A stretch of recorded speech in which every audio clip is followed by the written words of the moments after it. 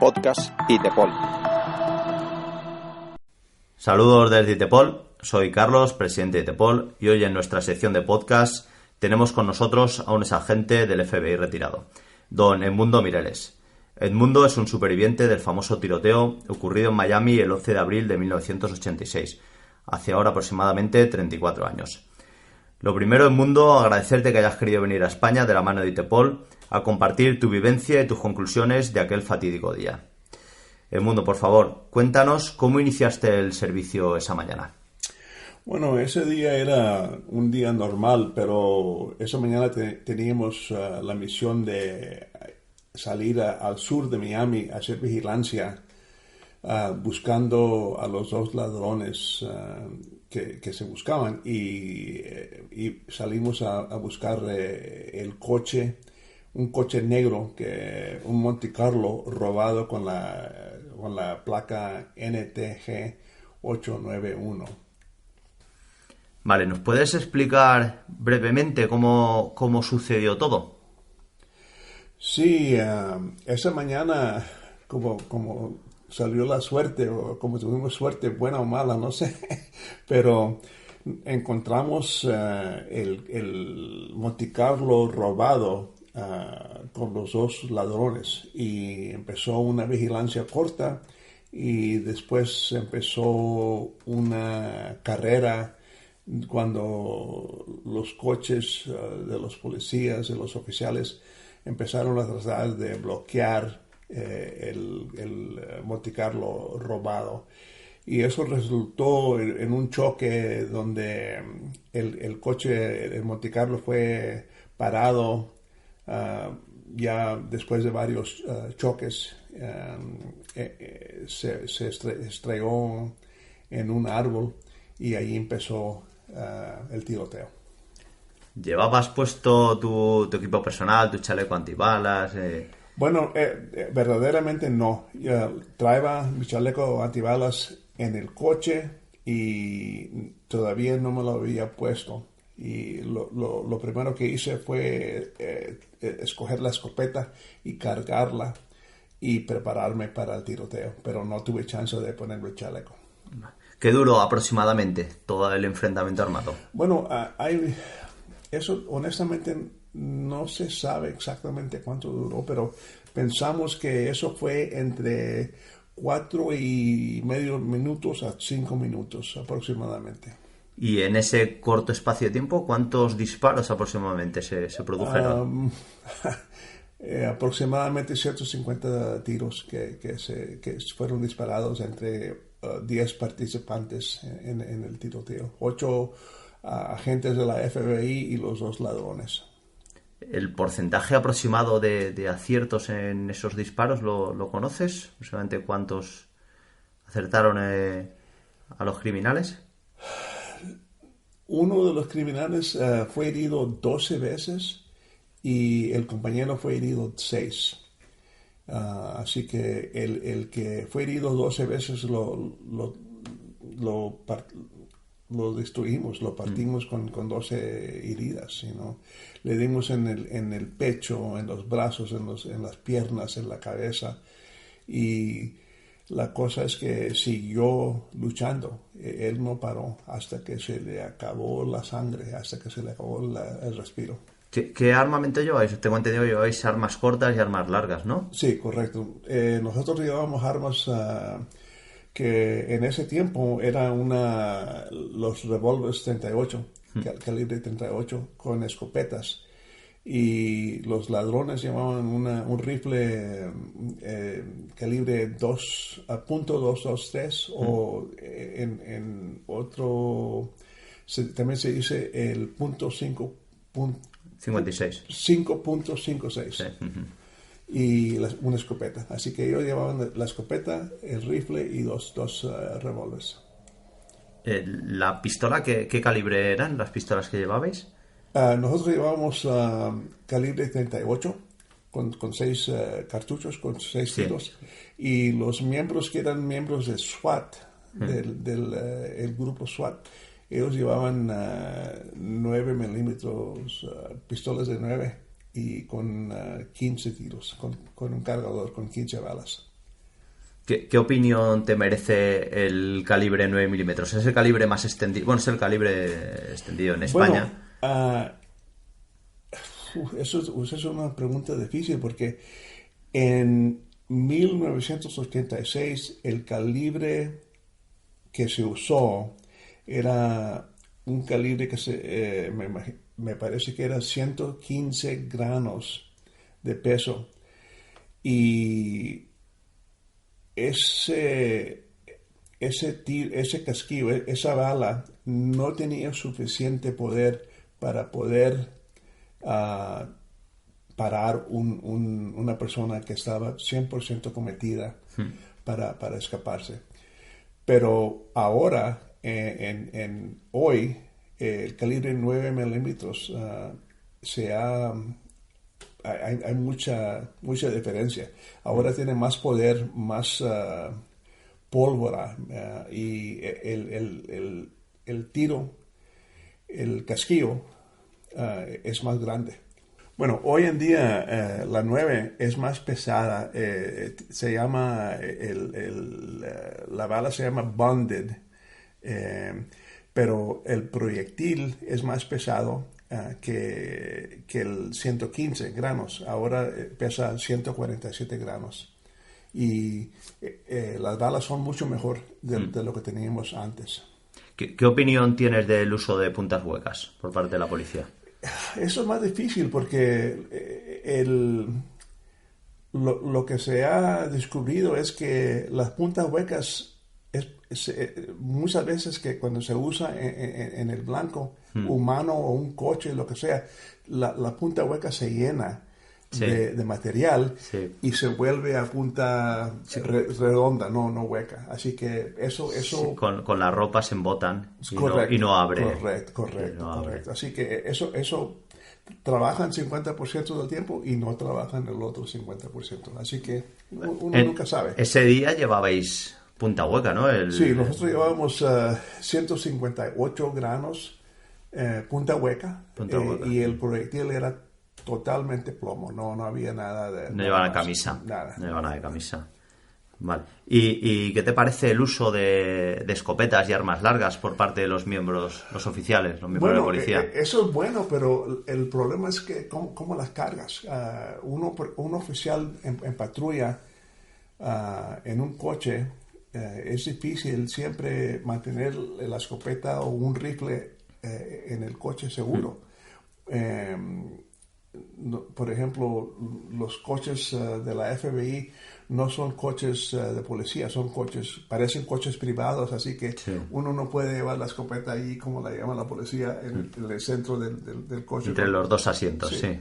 Con la arma parada, sí, porque se ve que está haciendo este señor, y este señor está loco. Pero lo que ha pasado ahora en el FBI ya no usan escopetas.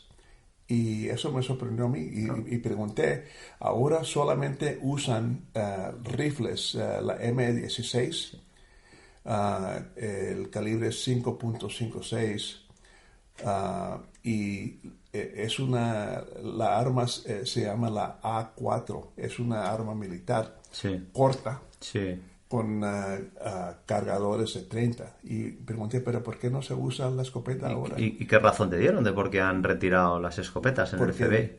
Por el tiroteo de nosotros, porque no fueron el uso. Si estudias las fotos que les voy a presentar, el uso de la escopeta no penetró bastante cuando se usaba en contra de un coche. El coche se los comió como chicle. Vaya. Referente al día de la intervención, antes de suceder la intervención, ¿te sentías preparado psicológicamente y habías entrenado y eso para un enfrentamiento de ese tipo? Voy a ser honestamente claros con ustedes. En ese tiempo yo tenía 32 años y era como se dice en los Estados Unidos, era bulletproof. No me... Antibalas. Antibalas, yo era antibalas, que yo tenía la opinión, mira, a mí no me puede pasar nada. Y yo puedo responder a cualquier problema que se me presenta. Pero en realidad somos humanos, somos normales. Yo cuando me dan un tiro a mí, cuando me pego un tiro, me golpea, me hire como otra persona. Y en ese momento tuve respeto al miedo, pero no dejé que el miedo me controlara. Yo controlé el miedo, o traté de controlar el miedo, porque el miedo es fatal. Si tú dejas que el miedo o el terror que te controle a ti, entonces estás perdido, porque eso resulta en que no te quedas paralizado o te huyes, te corres. Sí. ¿Okay? Pero yo ¿cómo se dice? Me forcé el miedo abajo y seguí pensando, buscando salida, buscando cómo resolver el problema. Pero en ese tiempo yo era joven y era, como se dice, tonto. Y pensabas que estabas preparado sí, para antibala. cualquier Yo enfrentamiento. pensaba que era antibala, como un héroe en las películas. Y posteriormente, tu percepción de la preparación cambió. Ahora sé que, mira, soy humano y yo sé que a mí ya me han dado 2 tiros, 2 heridas, y mira, eso no es bueno, no me gustó nada de eso. Y ahora sé que hay que planear, hay que ver lo que está pasando y siempre hay que seguir cambiando los planes. Si vas a hacer un arresto y el tipo se mueve a la izquierda, ¿qué vas a hacer? Si se mueve a la derecha, ¿qué vas a hacer? Hay que adaptarse a las circunstancias. A la táctica. Hay que ajustar la respuesta. La respuesta, sí. Pero tengo mucho más cuidado. Tenía mucho más cuidado después del tiroteo que antes. ¿Okay? No quiero decir que era loco, pero siempre la opinión que yo tenía es que, mira, yo era joven y el mundo era mi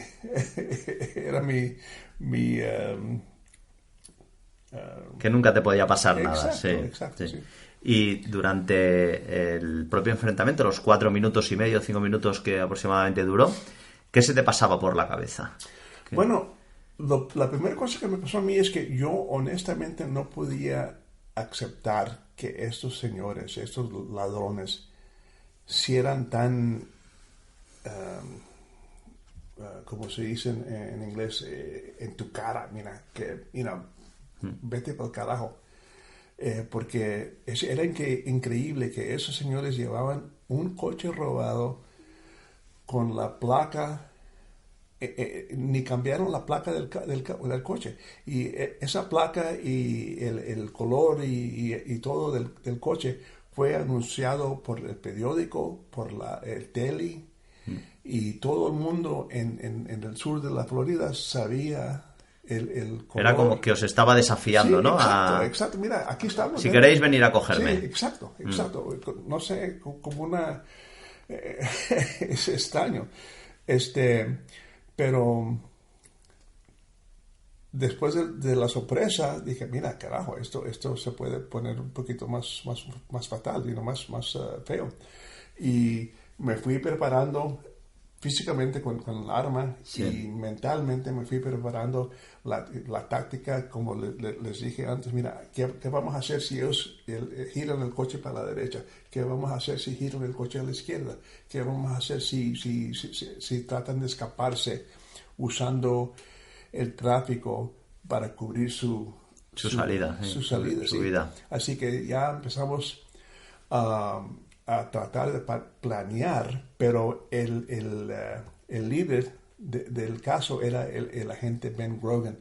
Así que yo estaba detrás de él y le dejé, él tenía el ojo, como se dice, él estaba directamente detrás del coche robado. Y yo no dije nada, yo lo dejé que él diera... dirigiera la intervención. Sí, correcto, sí. en vez de yo meterme.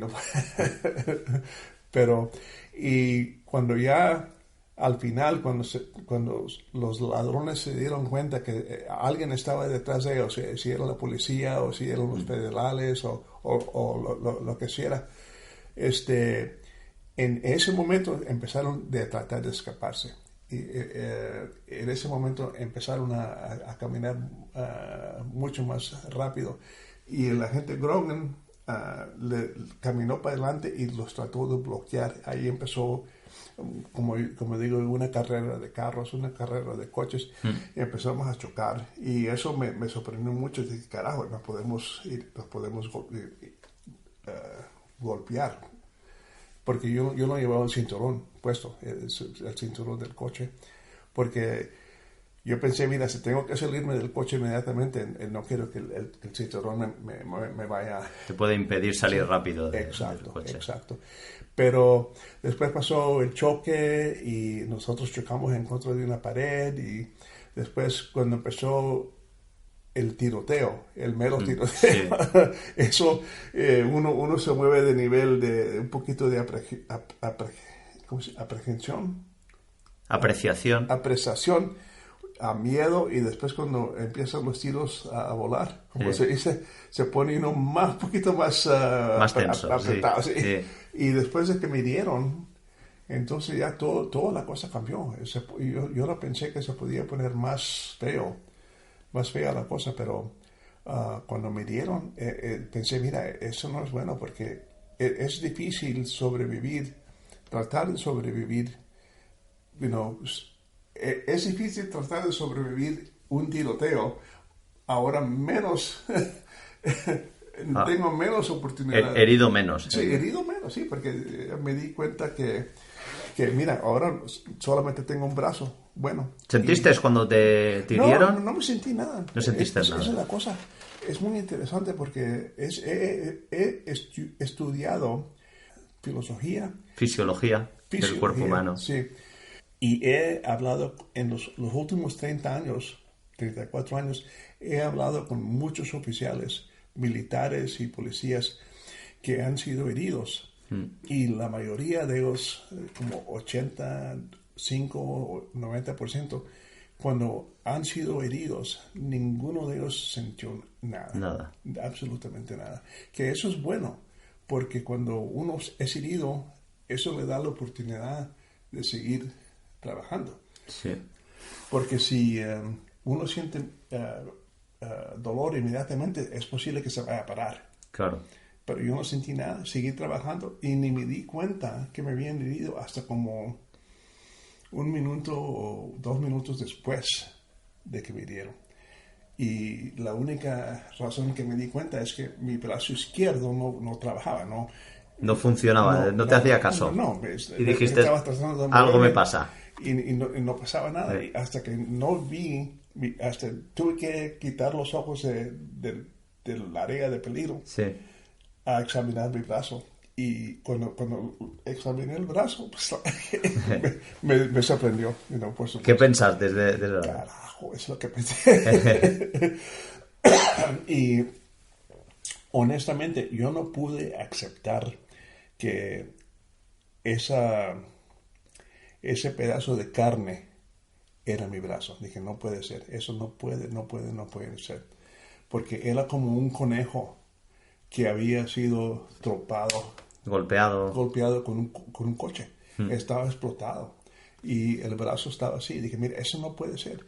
Tuve que usar la mano derecha y cogí la mano izquierda y la levanté así adelante de mis ojos y dije, carajo, este pedazo de carne está conectado al resto de mi cuerpo. Así que la sacudí así un poquito. Y pensé, mira, sí, está conectada. Ese es mi brazo, carajo. Así que después, cuando me di cuenta, lo tiré el brazo así al lado, porque ya lo trabajaba. Y volví a coger la escopeta en la mano derecha y seguí buscando peligro. Seguí tratando de luchar y buscar el peligro del tiroteo. Que yo no sabía dónde el tirador estaba. Pero no sentí nada. ¿Y padeciste alguno de los síntomas por estrés de exclusión auditiva, sí. visión túnel? Todo. Visión túnel, cámara lenta, perdí todo, no oí nada. Lo único que, bueno, eso, tienes razón, porque me dieron un tiro en la cabeza, al lado izquierdo de la cabeza. Que yo tampoco sabía que me había herido en la cabeza, y eso me causó que el oído, todo lo que escuchaba era como un chiflido. Un pitido. Sí, eso. Pero eso era todo. No sentí nada. Y tras el suceso, ¿qué consecuencias físicas has tenido? ¿Desde ese día? Sí, desde ese día. Bueno, he perdido como 2 o 3, 4, 5 años después del tiroteo. Tenía solamente como el 10 o 20% uso de mi brazo izquierdo. Pero ya muchos años después he recuperado 50%. Así que hoy tengo 50% uso del brazo izquierdo, que todavía lo puedo. Sí, lo puedes mover. Sí, pero no puedo dar la vuelta así. No puedes rotarlo completamente, pero no. Por lo menos tienes un 50% de funcionalidad en el brazo izquierdo. ¿Y consecuencias psicológicas? Bueno, yo fui uno de los agentes que tuvo mucha suerte, porque yo no sufrí mucho. Sufrí, pero no mucho, como mis compañeros. Uno de mis compañeros que no llegaron a ayudar, que para cuando llegaron ya era muy tarde. Sí. Eso sufrieron Eso es más mucho. que usted que estuvo implicado directamente en el tiroteo. Nosotros estuvimos ahí, como se dice, en el choque, cara en cara, o mano a mano. Sí. Y los que no llegaron en tiempo, ¿tuvieron más consecuencias psicológicas? Sí, muchas más, porque ellos pensaban que era culpa de ellos, que los otros agentes se murieron. Y eso no es verdad. Eso es una reacción psicológicamente. Pero yo sufrí, y honestamente yo pensé que era como 7 años, y honestamente no lo sabía. Pero cada año en el aniversario del tiroteo siempre me ponía un poquito triste, y pensé, mira, ¿qué podía haber hecho para poder salvar a Ben y a Jerry, a la gente Grogan y a la gente Dove? O si lo hubiera hecho diferente, pudiera haber salvado a la gente Grogan y la gente Dove. Y eso me molestó mucho por 7 años, pero en el 7º año, en el aniversario, hablé conmigo.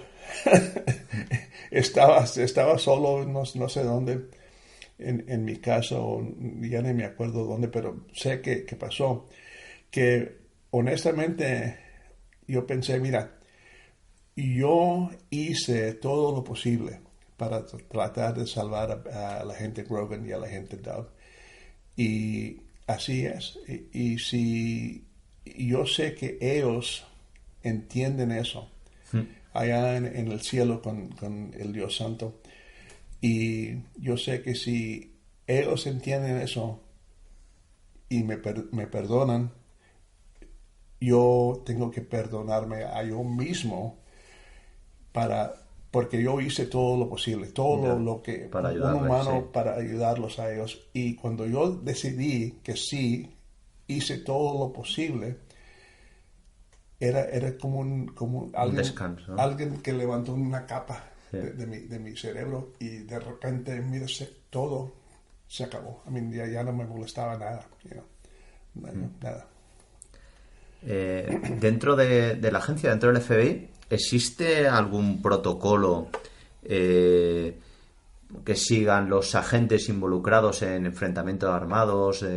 ¿Ha habido muertos, heridos y demás? ¿Hay algún protocolo interno de seguimiento por parte de un psicólogo? Sí, Sí, había un programa antes del tiroteo de nosotros y tenemos psicólogos ¿cómo se dice? Como en reserva en la agencia. Sí. Si ocurre algo, la agencia le llama, si estás en California, hay uno en California, si estás en Miami, hay uno en Miami que te puede ayudar, que puede hablar contigo o te puede visitar personalmente.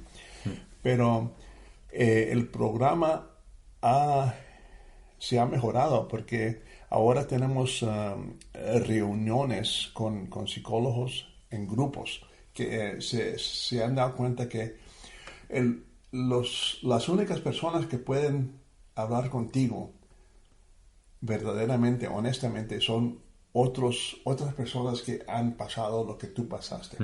Por ejemplo, yo no quiero hablar con una persona que él no sabe lo que yo he pasado. Sí. Okay, así que el médico, por mucho que quiera, no te va a entender. Exacto. O un psicólogo. O tu supervisor no va a entender nada porque él no estuvo ahí. Perdón. Y eso se llama peer support, el soporte de compañeros. Me imagino que se traduce. Si, por ejemplo, el grupo que está aquí ahorita, si nosotros hemos pasado un tiroteo o algo igual, yo puedo hablar con ustedes y prefiero hablar con ustedes en vez de hablar con una persona que no sabe nada, que no entiende lo que yo pasé. ¿Y eso es interno del FBI sí, o es interno. A nivel de todo Estados Unidos? Interno. Sí. Y hablas con compañeros del FBI que han participado a su vez en elecciones así. Sí. Y el programa se ha mejorado todos los años. Cada año que pasa, se mejora y mejora y mejora. Sí. Interesante. Como sabes, hemos conseguido que se traduzca al español tu libro, FBI Miami Firefight, con la editorial Melusina. ¿Qué opinión te merece haber conseguido tener tu libro traducido al español? Bueno, lo acabo de ver y me gusta mucho, es muy interesante. Ojalá porque yo no lo puedo traducir, yo puedo hablar el español bastante bien, pero para traducir un libro al nivel de que sea necesario para que el público lo pueda leer y que lo entienda, eso no lo puedo hacer yo, así que le doy las gracias a la empresa y cuando tenga más tiempo lo voy a revisar con tiempo y quiero ver lo que se tradujo. Muy bien. Y luego, para ir finalizándonos, cuéntanos cuáles son tus conclusiones después del enfrentamiento. ¿Qué conclusiones sacaste? ¿Y cómo ha afectado el famoso tiroteo al plan de formación del FBI o a las tácticas y técnicas que aplicaba hasta entonces y en qué ha cambiado? Eso ha cambiado tremendamente. Cuando esto ocurrió en el 86, nosotros llevábamos revólveres con 6 tiros. Y escopetas con 5 tiros, normalmente. Y ahora los oficiales llevan, en vez de revólveres, llevan pistolas con cargadores que llevan 15 o 20 proyectiles. Y también la agencia permite que los agentes corrientes, los agentes normales, en vez de los SWATs, que ellos pueden llevar rifles con cargadores de 30 cartuchos. Y eso es mejor. Mira, si tú te encuentras con una persona, un delincuente, que lleva un arma con 20 tiros y tú llevas un arma con 6... Estás un poquito en desventaja, sí. No, por supuesto, sí. Pero si tú le das un arma a un oficial, que sea oficial estatal o federal o local, si tú le das un arma a ese oficial con 15 o 20 tiros y el delincuente lleva un arma con 15 o 20 tiros, entonces ya estás a un nivel casi igual. Pero también permiten que se use los rifles militares, la A4 o la M16. Eso ayuda mucho, porque lo que nos pasó a nosotros es que el ladrón llevaba el rifle con los cargadores de 30 y nosotros llevábamos las armas con 6 tiros. Así que él tuvo una ventaja muy grande y nosotros tuvimos que, a pura fuerza, tuvimos que responder y con nuestros cuerpos y todo, y nos tuvimos que ¿cómo se dice la verdad? Sacrificar mucho para parar los ladrones. Pero eso ha cambiado, las armas y el entrenamiento ha cambiado tremendamente, porque antes como no sé si lo saben, pero antes nosotros tirábamos en líneas, le tirábamos al blanco, para poder verificar que podíamos tirar derecho. Un tiro de puntería estático, ¿no? Exacto. ¿A cuánto? Nosotros tirábamos a 50 metros, a 25 metros, 15 metros, 7 metros y 5 metros. Pero eso ha cambiado. Ahora todavía tenemos que cualificar tirando. ¿La prueba de puntería? Sí. Hay que pasar el curso, pero después de eso hay que trabajar con cursos que se llaman cursos de combate. Y son cursos donde una persona tiene que tirar con una mano o con la mano la hábil, inhábil. Sí. Sí. Y tirar caído, o recargar con una mano. Tirar corriendo, tirar alrededor de un carro, tirar dentro de un carro, tirar afuera del carro, dentro de un carro, así que todo ha cambiado. Y eso es más, le pone más realidad al entrenamiento. Y también tenemos mucho más entrenamiento nosotros le llamamos ground combat, es lucha. Lucha del suelo. Sí, lucha al suelo, así que como luchar cuando te encuentras con una persona y de repente tienes una lucha. Eso es difícil porque se gasta mucha energía luchando con una persona. Pero también luchar y mantener control del arma, porque siempre si llega un oficial, por lo menos hay una pistola en la escena. Y muchos ladrones, muchos delincuentes saben que el oficial va armado y tratan de quitarle el arma en los Estados Unidos, por lo menos. Y eso hay que retener el control del arma. Y por eso se dice combate en el suelo. En el suelo. Sí. Y también cambiaron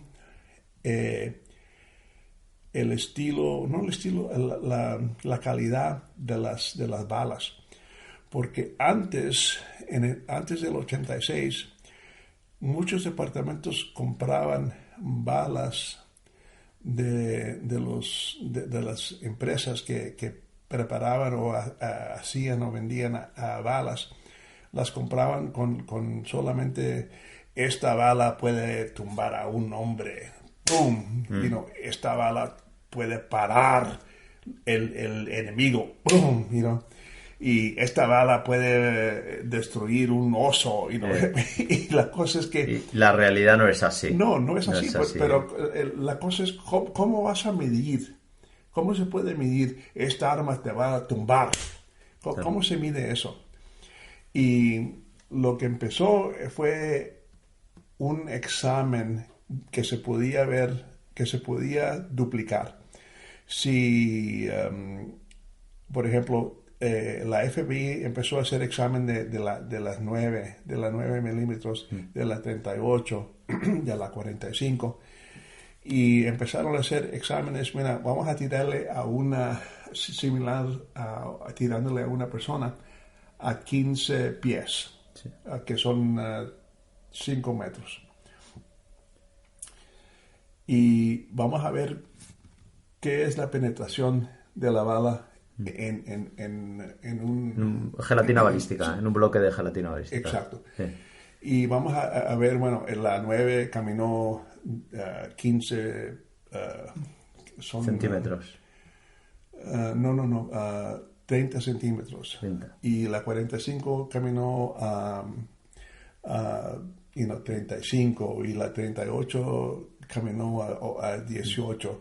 Así, ok, bueno, ahí podemos empezar. Eso se puede medir. Sí.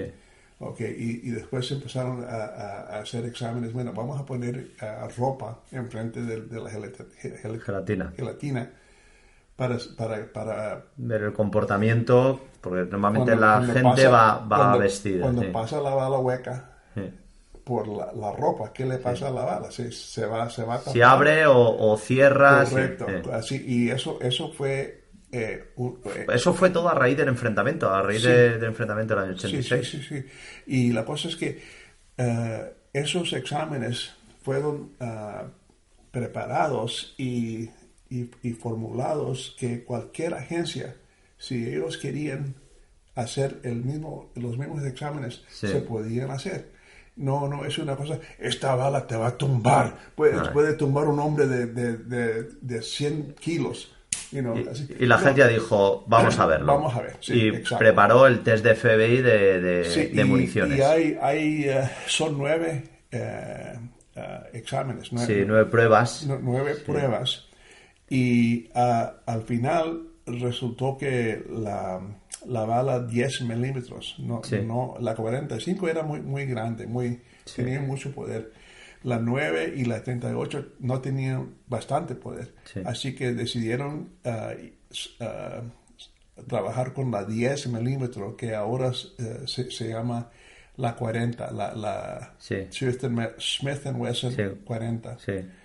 Y esa fue la bala que se Llevó de dotación Sí. durante muchos años, ¿no? Sí, duró mucho. Y ahora hemos dado un círculo completo, porque ahora Actualmente hemos lleváis llegado a la 9 otra vez la 9, sí. Sí, y eso es muy interesante, pero como les dije antes, eso es una pista de 30 o 34 años, que empezamos con la 9 de Sí. 15, de 1000... De 115 grains. 115 grains. Sí.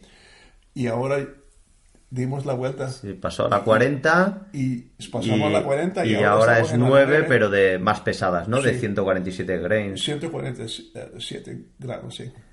Y bueno, a mí no, honestamente, yo soy uno de las personas que piensan, mira, no importa, honestamente no importa si tú usas una 45, una 40, una 9 o una 38, lo que trabaje para ti, porque hay mucha gente que no puede manejar, sí. la 45, y también hay mucha gente que no puede controlar la 10, la 10 milímetros. Pero si tú puedes controlar la 9 con los cartuchos nuevos, eso es tu arma. Claro. ¿Okay? Porque hay muy poquita diferencia entre la 40, la 9 nueva y la 40. Pero lo importante es que tú puedas controlar esa pistola Y dar donde quieres. La localización del impacto Sí. al final es la conclusión de que es lo más importante. Sí. Así que ha cambiado mucho. Cambiamos armas, cambiamos cartuchos, cambiamos el entrenamiento. Y también han habido estudios de lo que pasa en una persona cuando se pone en peligro. Es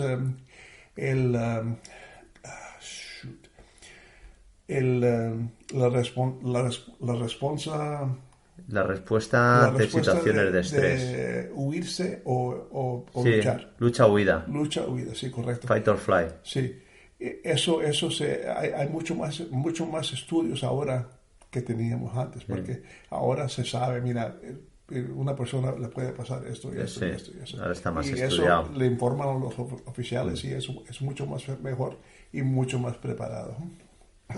Muy bien, pues muchas gracias, Edmundo. Para concluir, ¿te gustaría añadir alguna cosa más? No, yo creo que hemos cubrido todo, por supuesto. Fue un poquito rápido pero Mañana en la conferencia sí, será sí. más Bueno, extenso. sí, quiero decir esto. Ah,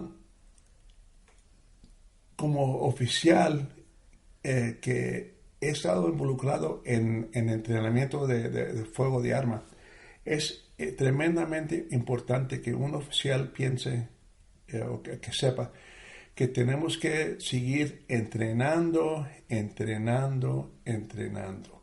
Porque sin entrenamiento, si una persona no puede resolver problemas en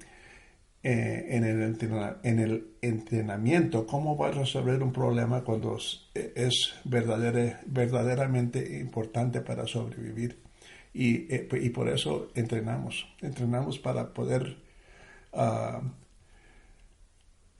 resolver problemas antes de que ocurran verdaderamente. Sí. Y ese es el último mensaje que quiero pasar.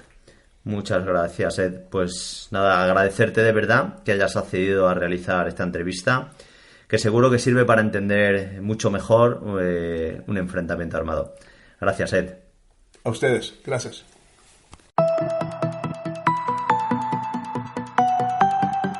Podcast ITEPOL.